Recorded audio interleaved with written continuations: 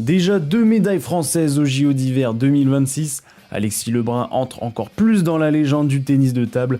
Le Super Bowl 60 a eu lieu cette nuit et la rencontre la plus suivie de la planète. Le classique entre le PSG et l'OM n'a été qu'une fessée. Et le 15 de France qui a parfaitement entré en lice au tournoi Destination. Non mais quelle semaine de sport sérieux, il y a des médailles, des victoires françaises, des événements mondiaux. Que du bon pour les émotions, hein. Alors comme d'habitude, on va revenir sur les performances de nos athlètes français de la semaine qui vient de se terminer. Avant ça, évidemment, n'oublie pas de t'abonner, j'espère que ce contenu te plaît. Et aussi de laisser un commentaire, de mettre un like, ce que tu veux, mais au moins ça va te permettre de suivre facilement les infos autour des sportifs et des clubs français. Alors on reprend l'actualité sportive tout de suite, c'est parti. Du curling, du hockey sur glace, du biathlon, du saut à ski, patinage, luge, bobsleigh, si c'est pas génial ça comme programme, et j'en oublie sûrement, évidemment j'en oublie. Alors ça me rappelle aussi Mario et Sonic aux Jeux Olympiques sur DS, une bien belle époque. La France compte après quelques jours de compétition 2 médailles, les deux venant du biathlon et du skiathlon. Mathis Desloges est allé nous chercher la médaille d'argent au skiathlon, donc c'est ski de fond, dans un sprint de malade qu'il a gagné à 1 centième près, entouré de 2 Norvégiens au classement. Mathis, il est beau à voir, merci pour la France. Et Cocorico en biathlon, évidemment, en relais mixte, équipe composée de Julia Simon, Lou Jean Monod, Quentin Fillon-Maillet et Éric Perrault. Je vous rappelle que Lou Jean Monod et Éric Perrault sont premiers du classement féminin et masculin au biathlon mondial. Alors les filles ont fait un sans faute au tir et nous ont offert la victoire devant les Italiens. Alors c'est la Norvège qui a pris les rênes du classement des médailles pour l'instant, mais c'est pas terminé. Encore 2 semaines de compétition, tous les jours évidemment, sur France Télé. Direction le football avec la 21e journée du foot français ce week-end en Ligue 1. Alors tout le monde nous vendait le classique, le PSG Marseille, comme un événement à pas manquer. Dans un sens, ils avaient raison, fallait pas le manquer celui-là, parce que Paris a juste atomisé Marseille 5-0 avec un festival de buts, dont un doublé de Ousmane Dembélé, le Ballon d'Or. Le PSG n'a fait que monter en puissance en vrai cette saison, donc j'ai hâte de voir la suite. Lens a une nouvelle fois gagné 3-1 face à Rennes. Lyon a failli se faire avoir à Nantes, mais victoire 1-0. Et Lille a enfin pris un point, alléluia, 0-0 à Metz. Alors ça reste nul à chier comme résultat, mais ça fait un point sur 5 matchs. Au classement, le PSG reste leader de la Ligue 1 avec 51 points. Les Lensois sont donc seconds avec 49. Lyon passe devant Marseille, vu que Marseille a perdu. Ils ont 42 points, l'OM a 39, le LOSC a 33 et Rennes complète le top 6 avec 31 points. Alors cette semaine a eu lieu aussi le 11e tour de la Coupe de France 2026, les 8e de finale pour faire plus simple.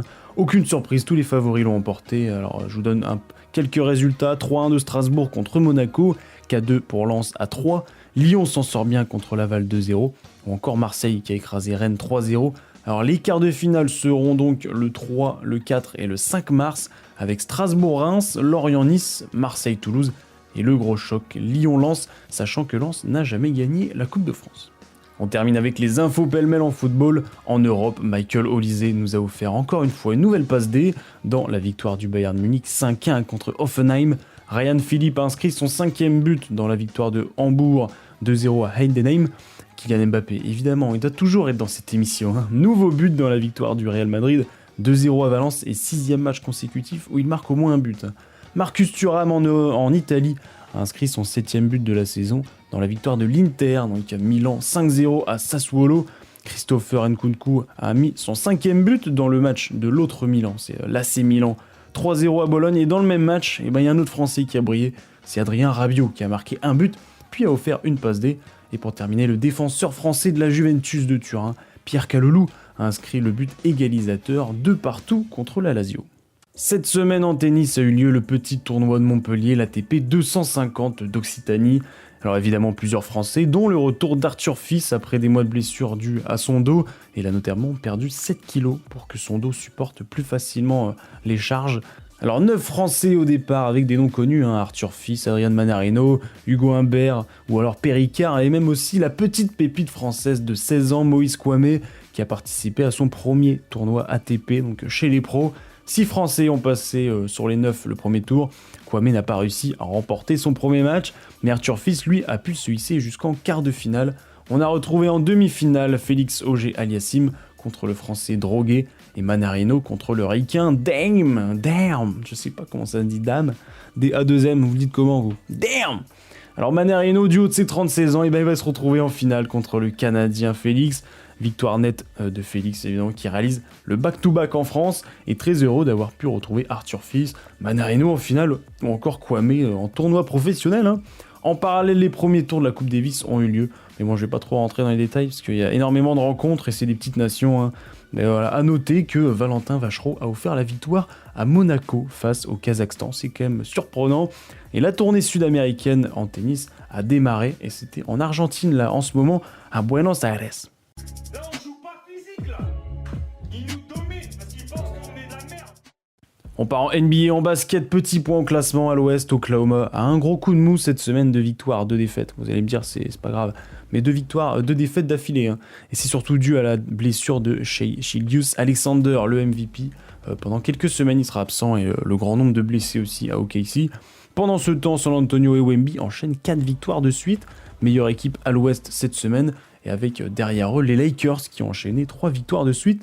Alors le top 6 à l'ouest, c'est OKC, San Antonio, Denver, Houston, les Lakers et Minnesota. À l'est, Détroit n'a aucun mal à garder son avance, tandis que Boston et New York se font la guerre pour la deuxième place. Et d'ailleurs, les deux se sont affrontés cette nuit, et large victoire des Knicks, 111-89, avec un 17% à 3 points, 7 sur 41 à 3 points pour Boston, c'est terrible. Charlotte est fabuleux avec une 9e victoire de suite, ils intègrent même le play-in, et James Harden, fraîchement arrivé à Cleveland, a gagné son premier match. Le top 6 à l'Est, c'est donc Détroit, Boston, New York, et qui sont égalité, Cleveland, Toronto et Philadelphie.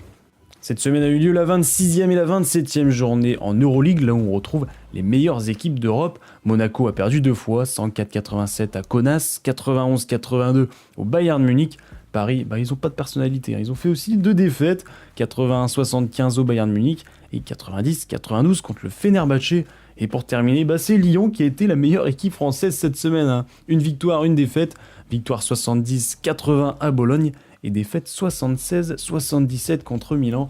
Alors au classement, ça donne quoi ? Monaco, il passe 10e, il dégringole, avec 5 défaites de suite en Euroleague. Et ils sont à la dernière place des play-in. Paris est 18e avec un match en moins.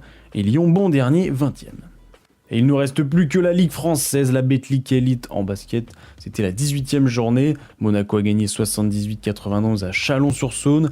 Nanterre l'a emporté 64-77 à Lyon. Paris a écrasé Nancy 102-73. C'est énorme, 29 points. Et Strasbourg n'a pas joué. Au classement, Monaco est seul en tête avec un bilan de 16 victoires, 2 défaites. Nanterre devient premier avec un bilan en 15-4. Paris et Strasbourg sont 3e égalité en 14-5, mais bon, en attendant le match en retard de Strasbourg. Et Bourg-en-Bresse passe 5e en 12-7, égalité avec Lyon. C'était le match d'ouverture du tournoi Destination en rugby entre la France et l'Irlande. Le match était jeudi à 21h10 avec un record d'audience avec plus de 7,2 millions de Français en train de regarder le match, c'est exceptionnel. 40% de part de marché, c'est quand même fou. Et c'est normal car le 15 de France nous a offert un vrai spectacle, énorme fessé, 22-0 en première mi-temps, avec notamment Louis Bielbiarré qui a inscrit un nouvel essai. En deuxième mi-temps, on va fléchir un peu physiquement, les Irlandais vont inscrire 14 points, mais les Français se reprennent. Résultat, en deuxième mi-temps, 14 partout. La France repart donc avec le point bonus offensif et une victoire 36-14. Et Thomas Ramos, alors c'est la petite cerise sur le Sunday, comme diraient les Québécois, a passé la barre des 500 points en sélection. Alors pour les autres rencontres, l'Angleterre a écrasé le Pays de Galles 48-7 avec un 29-0 en première mi-temps. Ils ont battu la France qui a mis 22. Et l'Italie a gagné 18-15 contre l'Écosse. C'était pas simple. Prochain match pour le 15 de France, ça sera le dimanche 15 février au Pays de Galles à 16h10. Les 16 meilleurs joueurs européens se sont affrontés ce week-end en ping-pong. Le top 16 européen, tout simplement. Ils ont pas fait chier pour le nom. Et il a eu lieu à Montreux, en Suisse. 4 matchs pour être sacré champion. 3 Français en piste, les frères Lebrun et Simon Gauzy. Alors le favori, c'était sûrement le Suédois Morgard, puisqu'il est classé 5e mondial. Puis Félix Lebrun, 6e mondial. Mais peut-être Alexis Lebrun, et oui, parce qu'il est tenant du titre. Et les 3 Français, ils vont gagner leur premier tour sans difficulté. Félix Lebrun a battu Linde 3-0 en quart de finale, donc c'était le deuxième tour. Simon et Alexis Lebrun vont s'affronter dans sûrement le plus beau match du tournoi en quart de finale. Et on a l'habitude avec Simon Gauzy, de toute façon il fait toujours des matchs de fou. Victoire d'Alexis Lebrun 3-2 avec un 14-12 dans le dernier set. Alexis Lebrun a enchaîné en demi-finale contre un autre Français, puisque c'est son frère, Félix, pour une place en finale. Alors le match va être à sens unique, et oui, Alexis Lebrun a écrasé son frère. Et ouais, il aime ce tournoi, Alexis, hein. Il le montre 3-0 contre Félix Lebrun. Alexis Lebrun a donc affronté en finale Darko Jurkic, le Slovène, et il va complètement dominer, hein. Victoire 3-1 avec un back-to-back, deuxième trophée du top 16 européen pour Alexis. Et bah c'est d'affilée tout ça. Depuis son retour de blessure, je trouve il est monstrueux, il le voit, il montre un excellent niveau. Alors on a hâte de voir les prochains tournois des frères Lebrun et de toute la panoplie française, hein. C'était la nuit numéro 1 pour la première ligue de fléchettes à Nottingham. Compétition, on l'a retrouvé les 8 joueurs les plus influents du circuit PDC. Luke Littler, Luke Humphries, Michael Van Gerwen, Giant Van Veen, Gerwin Price, Johnny Clayton et Stephen Bunting. Des matchs au premier à 6 jeux, alors soirée rapide, hein, avec les quarts de finale, demi-finale et finale directe. Le gagnant de la nuit prend 5 points, le finaliste 3, les demi-finalistes 2 points et les perdants perdent 0, prennent 0 points, hein, tout simplement. À la fin des 16 nuits, les 4 premiers se qualifient pour les demi-finales puis la finale. On a retrouvé en demi-finale Humphries contre Van Gerwen et victoire néerlandaise 6-2. Et l'autre demi, Clayton contre Van Veen, match plutôt serré, hein, mais victoire de Giant 6-4. Et alors finale 100% néerlandaise entre Michael Van Gerwen et Giant Van Veen, mais finale dominée par l'ancien, le petit chouchou. Michael Van Gerwen remporte la première nuit et les 5 points. A noter que Luke Littler a perdu dès le premier tour contre Van Veen et que Bunting reprend ses habitudes de l'année dernière avec une fessée prise par Van Gerwen au premier tour 6-2. Alors la nuit numéro 2 aura lieu bien jeudi et ça sera à Anvers en Belgique. Vous pouvez suivre la compétition sur l'équipe 21, mais bon, la dernière fois ils m'ont mis une douille jeudi parce que c'était en différé alors que moi je voulais regarder en direct, malheureusement, donc voilà. C'était les quarts de finale de la Coupe de France de handball qui ont eu lieu cette semaine. Nantes a logiquement écarté Dunkerque 37-21, ça fait mal. Victoire de Montpellier 34-27 contre la Provence-Aix. Et succès de Nîmes 23-24 à Chambéry. A noter que Paris va jouer le dernier match des quarts de finale demain, donc mardi le 10 février, contre Saran-Loiret à 20h. C'était la 20e journée pour la Ligue française de volleyball à la Marmara Spike League. Victoire de Tours 3-0 à Nice, défaite inattendue de Tourcoing 3-2 à Cannes, et Montpellier remporte facilement la rencontre 3-0 à 7. Alors au classement, Tours est en tête avec 51 points, Montpellier est maintenant tout seul deuxième avec 48, Tourcoing 3e avec 43 points, et Poitiers 4e avec 36. Bon, le classement ne change pas grand chose en fin d'année, vu que c'est des playoffs, mais c'est bien d'être dans les 4 premiers, parce que quand tu es dans les 4 premiers, au premier tour des playoffs, c'est toi qui joues à domicile en premier, et si c'est serré, c'est toujours plus avantageux d'être dans les 4 premiers. Voilà. On termine par la meilleure partie, les infos rapides de les All-Star Games NBA vont avoir lieu ce week-end, et nous connaissons les joueurs qui vont participer au concours à 3 points avec une grosse surprise. Alors voici la liste: Devin Booker, Don Knappel, Tyrese Maxey, Donovan Mitchell, Jamal Murray, Bobby Portis, Norman Powell, et surtout Damian Lillard, lui qui ne joue pas de la saison pour une blessure, il va quand même participer au concours, et ça c'est génial. Et ça sera samedi à partir de 23h sur Beansport, alors c'est à suivre. Le Super Bowl 60 a eu lieu à San Francisco cette nuit entre les Seattle Seahawks et les New England Patriots. 6-1 dans le nombre de titres des deux franchises. Deuxième fois que ces deux équipes s'affrontent au Super Bowl. Alors la première mi-temps a laissé un goût amer, avec un 9-0 pour Seattle, mais avec simplement 3 drops, parce que des drops ça fait 3 points. Moi j'ai pas les termes du foot US, mais je reprends les termes du rugby. Heureusement, Bad Bunny nous a offert un super show à la mi-temps, c'était génial, avec Lady Gaga qui s'est invitée aussi, c'était fantastique. Mais bon, niveau sport, on va être déçus, ça fait à 19-0 en deuxième mi-temps, les Patriots vont enfin se réveiller pour inscrire un touchdown, mais c'est trop tard, victoire finale 29-13 pour les Seattle Seahawks, et deuxième titre pour eux de leur histoire. Je crois qu'après avoir vu ça, on peut mourir tranquille, enfin le plus tard possible, mais on peut. Ah, c'est superbe. Quel pied, quel pied. Oh putain. Oh là là là là. Cocorico épisode 109 est maintenant terminé, j'espère qu'il vous a plu. Alors cette semaine au programme, il y a toujours du lourd, les JO d'hiver qui continuent, juste ça c'est déjà assez. C'est pendant 2 semaines encore sur France Télé.